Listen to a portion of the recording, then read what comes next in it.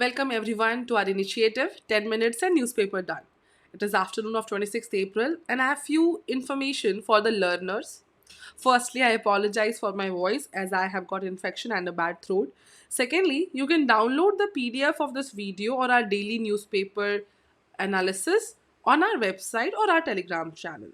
So let's get started. So the first news of the day is the Sudan evacuation highlights the particular challenges India faces in conflict. India's Operation Kaveri, launched to evacuate Indians stuck inside war-torn Sudan, is underway. The government is making the most of a 72-hour ceasefire window to bring out about 3,000 civilians. We had covered this Operation Kaveri in last day's newspaper analysis as well. And we also mentioned other operations like Operations Ganga, Vande Bharat, Samudra Setu. If you remember them, you can write in the comments below. With about 14 million non-resident Indians and more than 7 million tourists and travelers each year, there's practically no conflict today that does not affect an Indian citizen. Given that many Indians work in the most dangerous environments, examples being students in Ukraine, nurses in Iraq or Yemen, or laborers in Libya, Syria, and Lebanon, the responsibility of the government to help those without the means to return to safety is greater. A standard operating procedure and even possibly a special force to deal with such crises as recommended by the Parliament Standing Committee for External Affairs in 2022 may be considered. You can use this as a way forward in such questions if asked in international relations and GS paper 2 in mains. Second news, textbooks and history. This news can be used in essay or ethics paper where nowadays philosophical topics are being asked regularly. It is widely believed that our understanding of history comes from textbooks. Textbooks are important, but this is not entirely the case. In class 6 NCRT, if you'll notice, they have written the history is mostly recovered from officially manuscripts, inscriptions, archaeologists. Those manuscripts are today's textbook, as you can see. As with most social sciences, our knowledge of history comes from lived experiences as well. This includes what we read in fiction or non-fiction or from the internet, what we watch on television or cinema like Mohenjo-daro, etc. What we are told by our friends and family either in person or via social media. Like we have stories of freedom fighters and a lot of our friends have their grandfathers, great-grandfathers as freedom fighters. What we see of history in our daily experience in the form of monuments or ruins like Hampi of Vijayanagar Empire and the material objects we interact with such as heirloom jewelry or clothes kept in many museums or food etc. These are mostly decoded by archaeologists. The stories told to us by our families, the meals we eat and the clothes we wear, the places we visit all come together to create the foundation of our working knowledge of history. Classrooms give us a framework which we can use to view the events of the world. Classroom instructions provide us with a sequence of events. Now, great man theory. The 19th century essayist Thomas Carlyle posited a theory of the study of history called the great man theory. He wrote that great men or influential and charismatic individuals through intellect or force bend the course of history, and the narrative of history needs to be studied through their acts. Problems with great man theory. The importance attached to dynasties and kings is often overstated. More crucially, the use of battles as milestones on a chronological roadmap also diminishes the power of other ways of looking at history. Far too much importance is attached to the military in the history. We can have examples of great man theory like Mughal chronicles written in their court about kings, wars, and their lives. The pain and brutality that would have accompanied battles and invasions are often couched in terms like bravery and glory to distract readers from the destruction and loss of lives that these wars often needlessly brought along them. A more sensitive view of the past needs to be one where battles are viewed negatively in the scheme of historical narrative and more information communicated on the loss from conflict. People's history is quite opposite to great man theory. In the 20th century, a contrasting way of approaching history came about called people's history. This sought to focus on the view of the common people and on larger social and economic forces rather than on leaders. We can have examples like Bhakti movements where Alvars, Nayanars and their texts talked about women, lower caste and all sections of society and how they felt during those times. History from below, since it told the stories of the disenfranchised, the oppressed, the poor and weak, who have historically outnumbered those in power. Way forward, studying history from different perspectives can break the narrow focus lanes of looking at history. The purpose of communicating history to show how far we have come and how far we have yet to go. The goal of communicating history should be to have a citizenry that is aware that the past is nuanced and complex. It is not one dimensional, but it is multi-dimensional. Third news, understanding temperature anomalies. Context. March 2023 was the second warmest in the instrumental record. The warmest March occurred just a few years ago in 2016, when the biggest El Nino of the 21st century triggered a mini global warming. A year is an El Nino year if warmer water spreads in a band from west to east over the equatorial Pacific Ocean. Normally, what happens, the colder eastern Pacific Ocean, which is high pressure near South America, brings moisture to warmer low pressure Australian part and hence rains through moisture in India.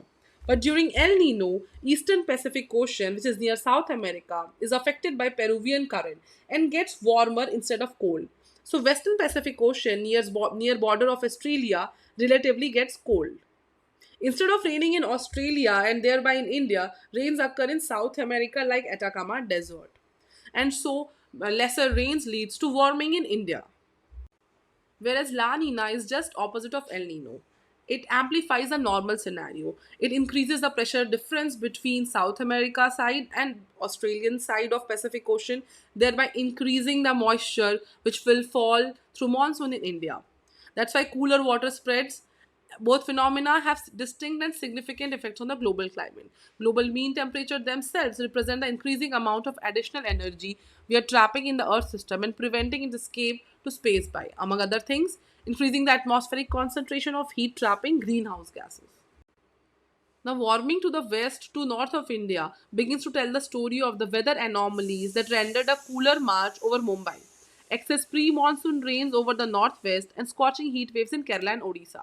The Arabian Sea has also warmed more than expected this March. If this continues, it can favor a stronger monsoon, but may also enhance cyclogenesis in the Arabian Sea. The global distribution of temperature anomalies is due to land, ocean, atmosphere processes that dynamically determine the weather and climate. Global warming does not mean that each month or each year will be warmer than the previous month or the previous year. As with the temperature, precipitation anomalies for March 2023 shows the impact of a warm March over Eurasia in the terms of below normal precipitation. Reduced snowfall over the Eurasian landmass has historically tended to favor a stronger monsoon. As it happens, 2023 is expected to be an El Nino year, and El Ninos tend to produce weaker monsoons, as has been explained. So, this summer's El Nino effect could be blunted by the lower snow cover over Eurasia. Global warming gets localized because nobody lives in the global mean temperature.